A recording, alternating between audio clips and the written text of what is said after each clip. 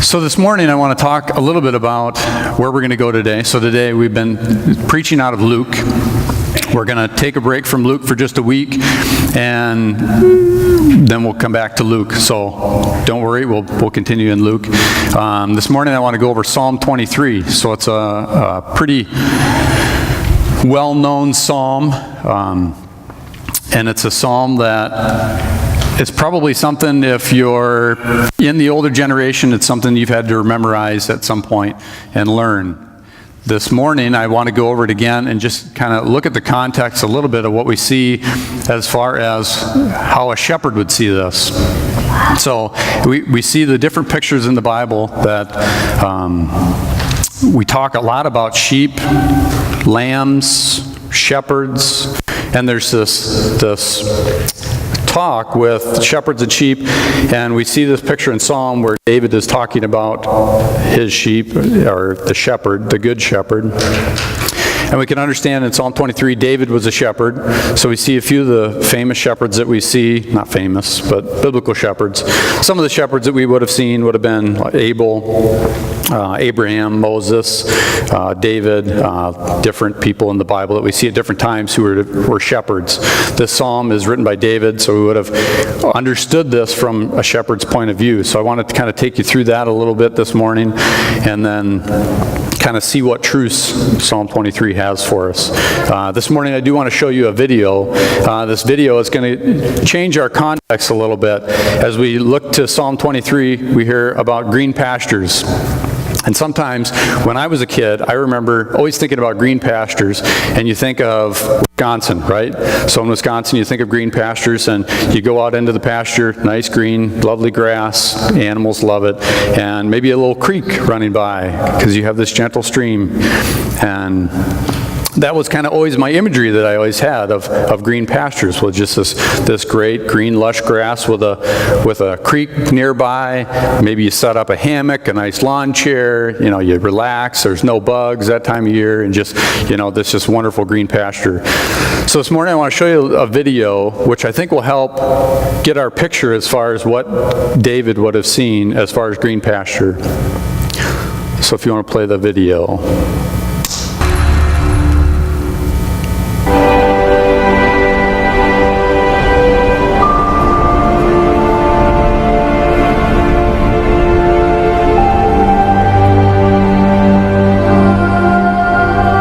The shepherd lesson, I did want to look at one thing in the wilderness that will maybe surprise you a bit. Believe it or not, this is called wilderness, midbar, but it's also called green pastures. Now, when you take a Westerner here the first time and you look at this, you find people say, well, I don't know that I can go there, because the Psalm 23, the Lord leads me into green pastures, has been pictured as belly-deep alfalfa. Well, you haven't seen any belly-deep alfalfa. And from biblical time to today, it's rare to see a flock in the farm country. There isn't a lot of farm country in this culture, and so farmers kept the shepherds out as much as they could. Maybe they would come in a little bit after the harvest to glean what was left, but you don't want sheep where you can farm. This is the land of the shepherd. Right on the hillside across from us, you can see those grazing trails, cut there by sheep maybe as long ago as Abraham's time. They're spaced so that an animal on one path and an animal on another can reach right to the middle between them. That determines the distance, so you can graze an entire hillside. And the shepherds lead their sheep across that hillside slowly, grazing what's there. Now, you look at it from here and you say, what's there? In fact, I remember my first impression. I woke up one morning, I was sleeping out in the wilderness, and I remember waking up, watching a flock of sheep on a hillside like this, and my feeling was, what are those, rock-eating sheep? I mean, what do they eat? How can you call this green pastures? Well, the answer is, there's a small amount of moisture present here. They get a little bit of rain every year. Not much, but a little.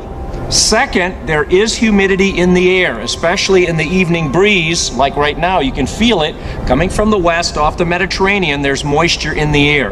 That moisture, combination of the rain and the humidity, condenses or drips along the edge of these rocks here. And if you notice, right around the rocks, almost always next to the rocks, you get little tufts of green. Get one a moment.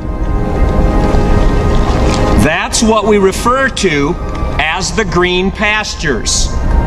So the shepherd looks for a hillside. That's exactly what she was doing. Look at that flock across from us there. Just stunning. Those two shepherd girls have found a hillside that either was exposed to the wind or had that small amount of rain. And they move that flock across the hillside, and it's one mouthful here, walk a step or two, another mouthful, another mouthful, another mouthful. Now that changes the green pasture image a little bit, besides the picture changing radically. Green pastures are not everything you need for the rest of your life. If you make that belly deep alfalfa, then what God is saying, if you follow me, I'm going to plunk you down and you'll never have to move an inch the rest of your life. Just reach out and grab it. Tell me that your life with God has been like that. Worry, said one rabbi, is dealing with tomorrow's problems on today's pasture. In the desert, you learn the shepherd will get you what you need for right now. 10 minutes from now, you trust the shepherd. Just enough.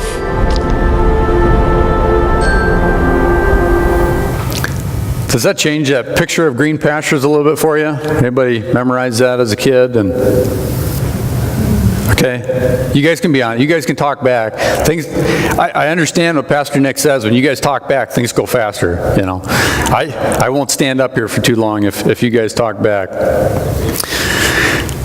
So as we look at this, and we look at Psalm 23, we really want to kind of see what David would have seen, what he would have known as a shepherd as he walked through this. Sometimes it kind of opens up and just makes the words jump off the page when you understand the context of, biblically, when he was writing it, what he was talking about.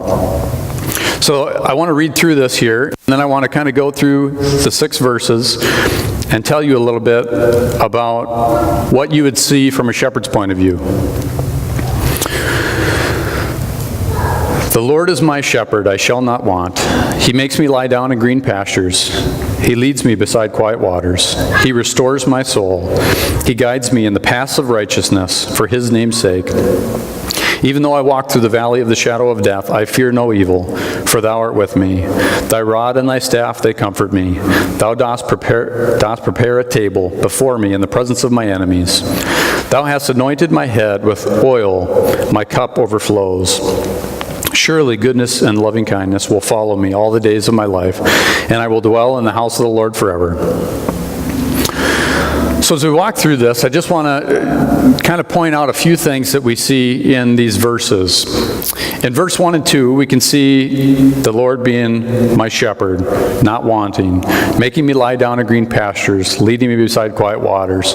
It's that picture of getting them food and water. You would have known that as a shepherd, that was a big priority for a shepherd, was to get their sheep, keep them as well as they could fed and watered, right? So that way you can keep your sheep alive. In 2 and 3, you kind of see this picture of he makes me lying down, restoring my soul. You see this picture of rest, needing rest. Sheep don't really ever lay down or rest unless they feel completely protected. But it's also in that rest that they do need to where they can actually lay down and rest a little bit. So as we continue on, there's going to be a few things here at the end part of this that I think are going to jump off the page a little bit to you. So in verse 4, as he's talking about his rod and his staff, they comfort me. A rod and staff a shepherd would have had, not only to help as a walking stick, not that that was primarily what it was, but it was primarily for helping sheep as they would have walked with the sheep for protection. We think of farming today and always having fence around everything, and your animals are just inside your fence. As you could see, even in the video, there's this picture of sheep just kind of wandering across this hillside, but then you also have predators and things that are going to be coming after the sheep. So we look at shepherds today, and if you had a shepherd today that had fence and all the sheep were in a field, it'd be pretty easy. Back then, a shepherd had to be a fighter. We kind of see this in the picture of David. We kind of know David's life as he's walked through, and we see the story of David and Goliath, right? All these fighters who are here won't even stand up against Goliath, but we have a shepherd. Like, you don't think of a shepherd being a fighter, but yet we see David standing up and willingly say, I'll fight. This picture of a shepherd, I don't think we would quite even understand here just because of the difference of predators. So even some of the predators that they would have had over there, lions, coyotes, wolves, different kind of predators that way. One of the other predators that I had been referred to that I never really thought of before was when we were in Orlando. I got to hear a guy speak, and the guy is a shepherd. Pretty cool thing. So he's a shepherd in Tennessee, and he was kind of speaking with some of how he shepherds his sheep in Tennessee. Again, being a little bit different than what you would see over in these kind of hillsides and these kind of countries. He said that he had an opportunity to meet with a shepherd girl who was from Yemen, and she was in the country visiting, doing some stuff with sheep and whatnot, but she was visiting, and it wasn't too far in Tennessee, so she actually came to his house. So he got to talk with her a little bit more and get a better picture of what shepherding would have been from her. So it's this girl from Yemen that he was talking to, and he said she understood the importance more of protecting, fighting, even with their rod and staff. If you would have had a lamb or any kind of sheep get hurt, that would have been something you would have used to help carry them. So shepherds were not weak at all. The other thing that he said that the shepherd girl from Yemen helped him understand a little bit is in the following verses here. Thou dost prepare a table before me in the presence of my enemies. That seems kind of funny because it's talking about eating in the presence of your enemies, and we don't really know quite what that means. As he's talking with sheep, you would think of sheep eating with their enemies. So one of the predators that she had also told him was that there would have been snakes. Snakes would have been a big a predator for sheep, primarily because they hide in those rocks down into a hole, and they wait for something to come over that hole. As soon as something comes over that hole, they strike. Doesn't really matter what it is. So if a sheep would have wandered over the hole, the snake is going to come out and strike no matter what, because it doesn't know what it is yet. Not that it would eat it later, but it would still strike. So as a shepherd, they would understand that snakes are pretty deadly because they would at least injure or kill the sheep eventually, because they wouldn't have any way of taking care of them. So this girl from Yemen had told him, this picture of preparing a table before me in the presence of my enemies is this picture of, she said, you kind of saw in the video, there's all these little tufts of grass as green pasture. Every once in a while, you find these little areas that have a little bit more grass. You know, not a ton, but a little bit more. You'd have a little bit better of a patch of grass. On these patches of grass, you would have these opportunities for the sheep to go and have a little bit more of their fill. The problem is that it was also the primary place for these snakes to hide. So these snakes would hide in this grass with these a little bit bigger patches of grass, she said, and that's where the snakes would be. So as a shepherd, you would come into these patches before your sheep would get there, and you would check the holes. You would check it with your rod, your staff. You would make sure that there's no issue. The problem is that you could still find snakes there, and you can't do anything about it. So you either don't have the sheep eat there, or you just have to keep moseying on to protect them, right? Well, they wouldn't do that. They would take olive oil, and they would pour olive oil inside the hole, and it would prevent the snakes from coming out of the hole, and the sheep would literally be over top of them, eating in these patches of grass with the snakes right underneath of them. So it shows a little bit better of a picture of preparing a table before me in the presence of my enemies, because it's a picture of the sheep eating right over what their predator would have been, the snakes. I thought that was pretty interesting, and it kind of livens up what that would mean. The other thing at the end part of verse 5 there, thou hast anointed my head with oil, my cup overflows. Again, we talk about anointing with oil. That wasn't necessarily the holes where the snakes were, but the other thing that they would have would be any kind of cuts or abrasions or anything that sheep would have on their face. They would have to protect them with oil. They'd put oil on those cuts, those abrasions, to make sure that they weren't drove nuts. And that basically meant that you would have flies and everything trying to just bother them and be in that cut and that area for them.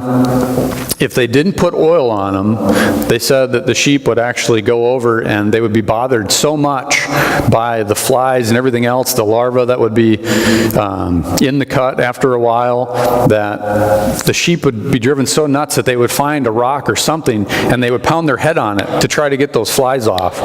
And they would keep pounding their head on it until they died.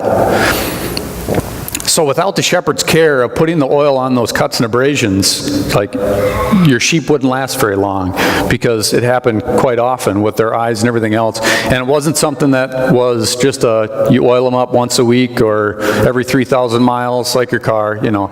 You'd have to put oil on their head every day. So it was a daily venture, maybe even a couple times a day, depending on the cuts and abrasions. But the shepherd would always be watching and making sure what the sheep's care and what they look like.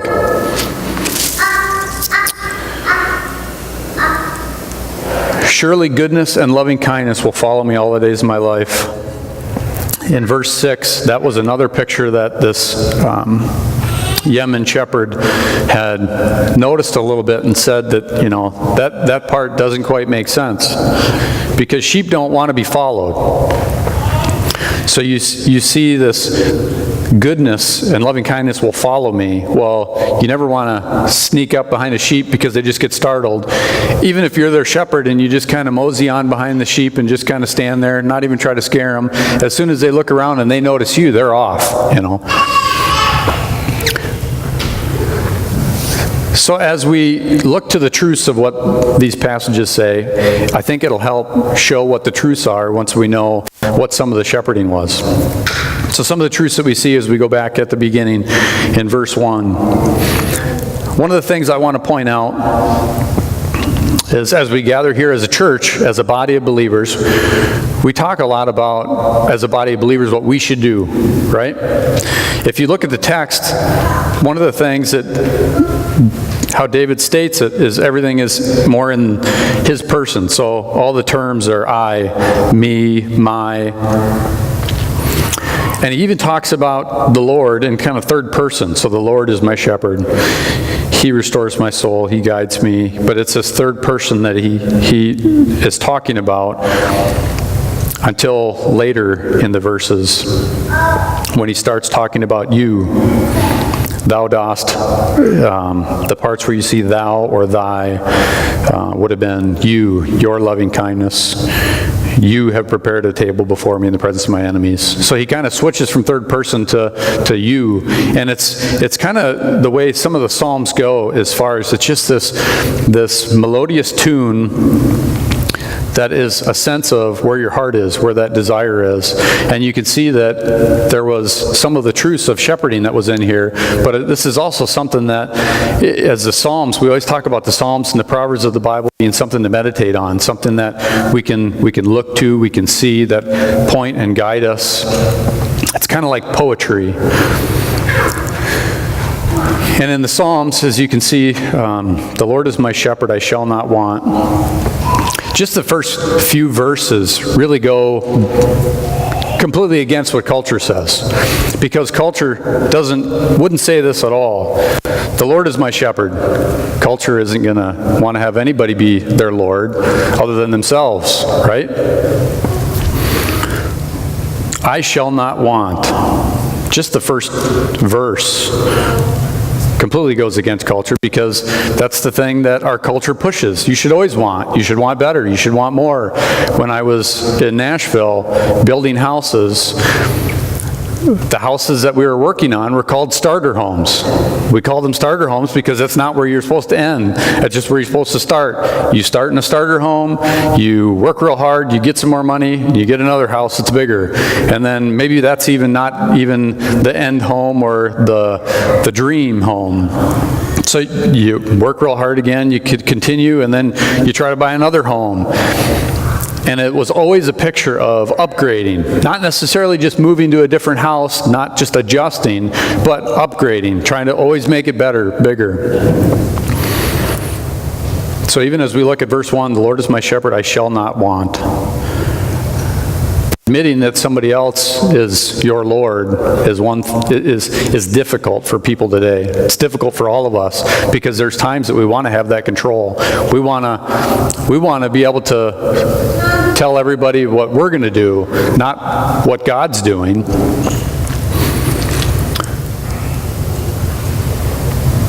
It's also a picture of not wanting, understanding that the shepherd is providing for you. So one of the biblical truths that you see in Psalm 23 is that provision. The provision that the shepherd has for the sheep, providing. In verse 2, he makes me lie down in green pastures. He leads me beside quiet waters. The cool thing in here is that if you look at verse 2, verse 3, you see he makes me, he leads me, he restores, he guides. There's this thing that he's doing, not something that we're trying to do. A lot of times we want to pick the path of our life and we want to go with it. And it's very, very rare that we plan for the future and things work out the way that we think it should. It's kind of like a parent knowing what's best for their child. So with Luke, since he's not in here, it's easier to talk about my own kids. So even with Luke, I remember a couple times with him never really, wanting a nap. A lot of parents, I don't know, you probably had that issue when your kids are young, your kids don't really want to go take a nap. They want to play, they want to hang out. But as a parent, you know what's best for them, right? There's definitely times that you know what they need is a nap. They need that rest. They don't want to admit that. They don't even want to lay down for a nap, if anything. So I remember talking with Luke one time about needing to go rest and saying, hey, bud, let's take a nap. And at that point, he didn't want to have any of it anyway. So eventually, he finally gave in. He took a nap. And then after he woke up, I remember asking him and said, hey, don't you feel a lot better? He's like, yeah, I feel better. I said, okay, good. I said, that nap did you good, right? I said, wasn't it, that's all you needed? I said, wasn't Dad telling you the truth? All you needed was a nap. No, he still wasn't going to take that. Yeah, I had a nap and I feel better, but that's not the reason I feel better. It's for other reasons. And just trying to think of that difference between a parent knowing what a child needs, that picture of a shepherd knowing what the sheep need, whether they know it or not. And even afterwards, when they do get something good like that, it's not even something that they always admit. They don't even want to admit that it was necessarily the thing. But we do in the text look and see that it is God who is the one who's leading, who's restoring, who's guiding. I think it's important because we kind of want to see, we see the purpose of why. So in verse 3, he restores my soul. He guides me in the paths of righteousness for his name's sake. It's this picture of God leading, guiding, protecting, pursuing for his glory, for his name's sake. I think sometimes we struggle with that a little bit, right? We have this picture of understanding that God is doing these things in our life, but then he's doing it for his glory, for his goodness, for his righteousness. And like I said, as we look at culture, that's not something that culture wants to admit to. That's not something culture wants to go after. So as we see in Psalm 23, just having that surrender of knowing the shepherd has your best interest, and that it's not a shepherd that's just a good shepherd. It's a shepherd that's a perfect shepherd. We think of parents and children and trying to do the best we can for our kids and doing the best things. I mean, as a father, I know that there's a lot of times I try to do the best for my kids, and yet I fail. There's a lot of times that I'm working through things, trying to help guide them and lead them, and it's not always with the best motivation. Sometimes the motivation is leading them and guiding them to clean their room because I want it cleaner, not because it's necessarily good for them or them even understanding that. Not saying a clean house is not a good thing, but there's a lot of times where the motivations are for self and not for the actual building and discipling of your kids, right? I think of that even when it comes to as I continue to teach them and guide them. The other day, they had a chance to come out and work on a car with me a little bit, and most of the time I was in a big hurry, and I'd have 30 minutes to fix something, and I had 35 minutes before I had to be somewhere, so I couldn't have any hiccups because I had to go. I was telling Pastor Nick the other day, I said, I've really enjoyed having that opportunity now to be able to slow down, and if it doesn't get fixed, it doesn't get fixed. But yet, at the same point, allowing my sons to help with those things and not just push them aside, and understanding that that's helping build those relationships with my sons, helping build them in understanding of knowing why we do things the way we do. Sometimes I think that's how God works with us a little bit. He helps, He guides, He teaches, He works on trying to nudge you to the right things, to the paths of righteousness. And as sheep, I always love the reference of sheep because, you know, sheep want to run everywhere. The first time for the Nativity, we see the picture of what Pastor Nick has talked about with when the sheep got out and he had to run after him for 45 minutes just to get him back in. And then he said, I hate sheep. I don't like, it's hard, you know. And he's a pastor, so he's around sheep all the time, right? But it's this picture of sheep and just them just randomly running everywhere, not necessarily knowing what's good for them, but always very hard and difficult to deal with. But biblically and scripturally, we see the picture of sheep and shepherd throughout the Bible. So let's keep going. Verse 4, even though I walk through the valley of the shadow of death, I fear no evil, for thou art with me. Having no fear, God says that a lot. Don't fear. You don't know where you're going to be. It's kind of the picture of the video again. You don't know where you're going to get fed 10 minutes from now. But you're still trusting that the shepherd has it in his hands. You're going to just follow him. You can follow a shepherd, and it's not blindly when the shepherd is the one who has the plan and he's in control. It's not following a shepherd blindly, and he's not even sure where he's going. God knows where he's going. Before time, he always was. His plan has always been set. But not fearing, having God by your side is huge. Because I think that there's a lot of times when we're struggling, when we're going through tough times, when we're going through trials, when there's things happening, we'd like to say that we're not fearful, that we're not fearing, but it still creeps in. It still comes back. There's also a picture that we see of his rod and staff comforting me. Comfort, that's another thing that we see with Psalm 23. We're comforted when we know that we're following God, we're not following ourselves. The thing with comfort, though, is that comfort, in even this context with shepherding, comfort is not absence of evil. Sometimes we think of comfort from a shepherd, and it means that the shepherd's always going to protect us, and we're never ever going to have to run into any bad things, any evil things. We're never going to have to worry. If the shepherd's comforting me, we're going to look prosperous, right? He's just going to give you everything you need. Everything is going to go well. You're never going to go through trials or tribulations. And yet we see, as Christians, that's not something we ever say. We know that evil is around, but we are comforted knowing that our shepherd is close, knowing that our shepherd is there. It's the rod and the staff. It's the tool he used to fight off the enemies that's comforting you. That is comforting, to knowing that The devil doesn't have any kind of hold over God. God is still sovereign over the devil.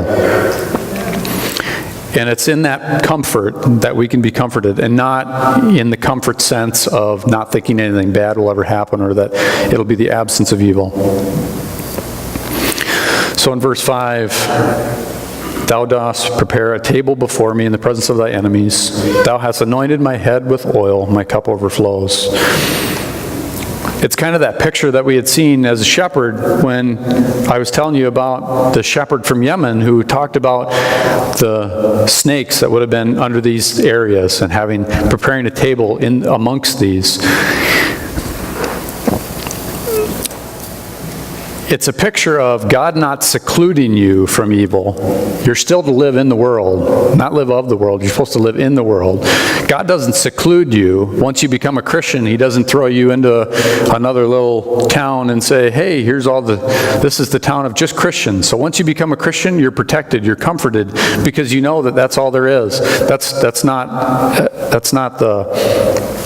It's not real, it's not biblical, on top of understanding that God doesn't seclude you. But there's a lot of times that we try to seclude ourselves. There's a lot of times we try to protect our kids, we try to protect our spouses, we try to protect ourselves. We're trying to seclude in those ways, and we're not necessarily relying on God to do the teaching and the guiding and the leading. We're looking to ourselves for that. The one thing He does is He doesn't seclude you, but He does prepare you. He prepares a table. He's the one that's preparing. He's the one that has you where you're at.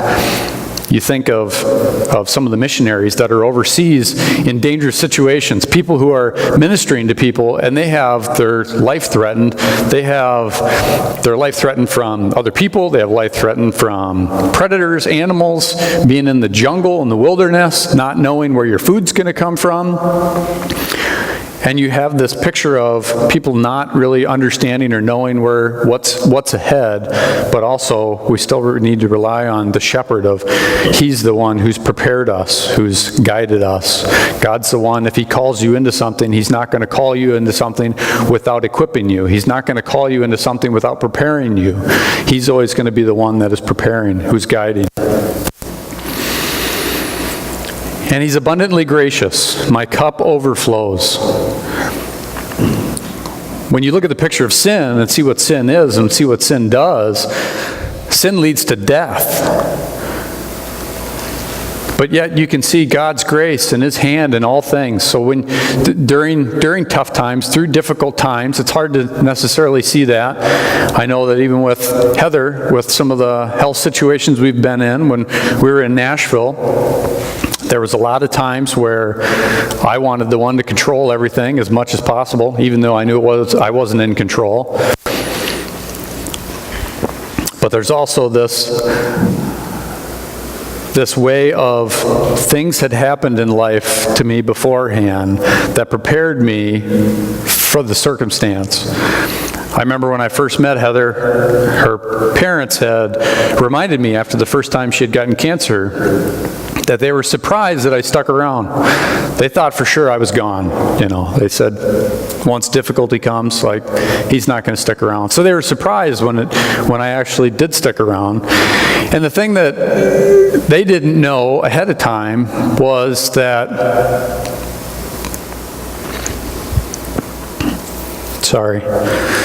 the thing they didn't know that was ahead of time was the fact that my mom and dad had a little bit of a situation like that.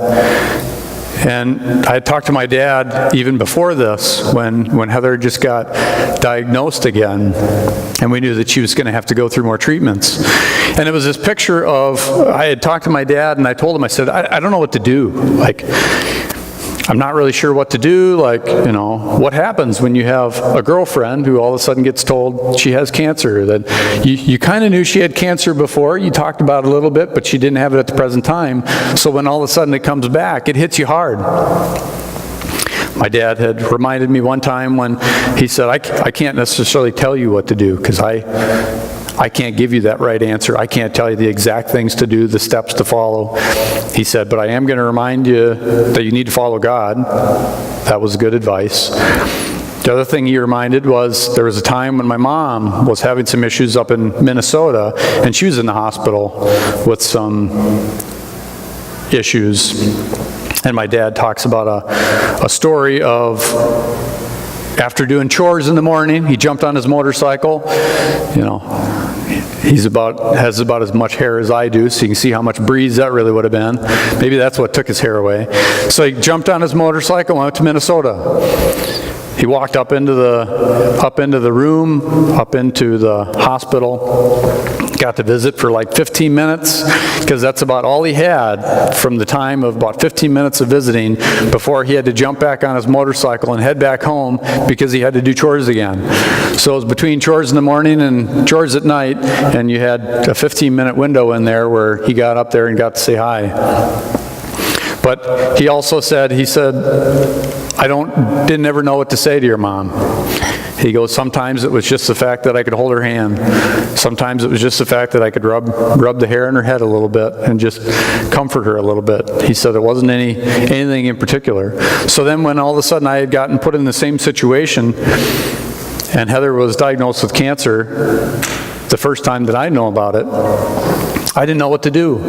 And it was just this picture of relying that God had stuff in control. I didn't know exactly what that meant. Didn't even follow it very well. But I knew God was in control, and I knew God had prepared me for this. God had taken care and guided me, even though I didn't know what I was being led and guided to, right? In verse 6, surely goodness and loving kindness will follow me all the days of my life. As I said before, there's this picture of sheep not wanting to be followed. So don't think of it in the sense as following and creeping up on sheep that you're right next to. But I don't think sheep would have a problem getting followed if they're lost. When you have a sheep that's lost out in the wilderness and the shepherd is following, if the shepherd, the word is more of a pursuit. If the shepherd is in pursuit of that lamb, you should be comforted, because if you always know that the shepherd is in pursuit of you, that's where your loving and your goodness and loving kindness will come from, because you understand that it's not the shepherd following you and he's just always watching over your shoulder, but he's, even when you're lost and you don't know where you're at, he's pursuing you, he's guiding, he's leading, he's pursuing you. And it's in that pursuit that I think we understand how important it is to always be aware of who our shepherd is. Not that it's ourselves, but it's God. So as I was talking about John before, John chapter 10, 11 through 18. Psalm 23 kind of pairs a little bit with John, because this is the words from Jesus. So Jesus is speaking here. If you have a Bible that has red letters in it, this would be in red. But you see Jesus speaking here. So John 10, 11 through 18. I am the good shepherd. The good shepherd lays down his life for the sheep. He who is a hired hand and not a shepherd, who is not the owner of the sheep, sees the wolf coming and leaves the sheep and flees. And the wolf snatches them and scatters them. He flees because he's a hired hand and is not concerned about the sheep. I am the good shepherd, and I know my own, and my own know me, even as my Father knows me, and I know the Father. And I lay down my life for the sheep. I have other sheep which are not of this fold. I must bring them also, and they will hear my voice, and they will become one flock with one shepherd. For this reason the Father loves me, because I lay down my life so that I may take it again. No one has taken it away from me, but I lay it down on my own initiative. I have authority to lay it down, and I have authority to take it back up again. This commandment I received from my Father. Even Jesus in John has quite a few times where Jesus is speaking in this. He says, I am the shepherd. We go back to this term, I am, again. In John, Jesus says, I am the bread of life. I am the light of the world. I am the resurrection and the life. I am the way, the truth, and the life. Before Abraham was born, I am. This is always this picture of I am. God was here before all of time. It's not a shepherd that has watched the sheep run away and you got to kind of take care of them and handle them. This is a shepherd who knows every step, who knows every path. He's the one who's leading. He's the one who's guiding. He's the one that we have to look for. So as we close today, I just want to challenge you guys too to meditate on this, to look at Psalm 23, to look at that in your life and understand what we see as far as the biblical truths, the truths of Him providing for you, Him comforting you to where you don't have to have any fear, Him preparing you, and Him pursuing you.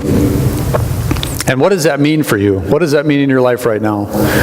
What are you going through right now that you need to rely on God as your shepherd to walk you through this, because you don't know what's going to happen. You don't know where the other end is. What is it that you need to look to? So I challenge you this week just to meditate on Psalm 23 and understand what these truths are, and know that as we see in Jesus, as He says, He's the good shepherd.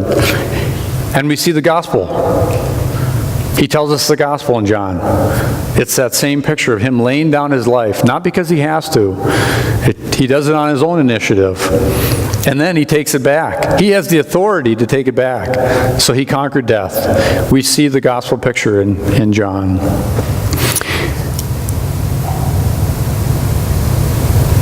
And that's the point as we look at shepherds and sheep. Sometimes we want to make analogies and figure out who the shepherd is, who the sheep is, everything else, but we just want to understand that God's a shepherd. He's the only good shepherd, but He is a good shepherd. Even when you're walking through tough times, He's still a good shepherd, because He's the one that's still preparing you, guiding you, leading you.